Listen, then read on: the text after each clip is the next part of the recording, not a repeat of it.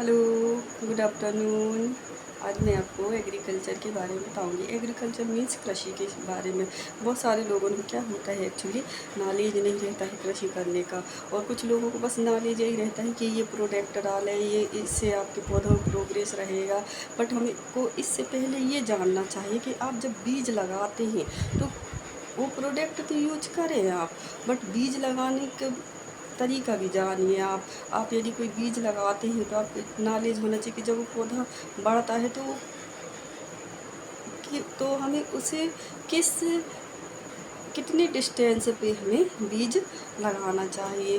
तो हमें थोड़ा सा कुछ भी ऐसे इंची टेप से नाप लो उस जगह को, और आप उस डिस्टेंस से पौधा लगाएं। क्योंकि जब यदि पौधों में डिस्टेंस नहीं रहता है तो जब वो प्रोग्रेस बढ़ता है तो वो पौधा एक दूसरे से टकराता है, तो और टकराने के कारण उसे जगह नहीं मिलती, जिसके कारण हमारे जो भी मतलब पौधा लगाया है तो उसमें ग्रोथ नहीं होता। और यदि एक पौधे में कीड़ा लग गया तो वो दूसरे पौधे में लग जाएगा, और लगने के बाद फिर वो तीसरा पौधा, फिर चौथा, इस प्रकार से वो बढ़ता जाता है। फिर हमें दवाइयों का छिड़काव करना पड़ता है। लेकिन यदि हम अच्छे डिस्टेंस पर यदि पौधा लगाते हैं तो वो क्या है, इस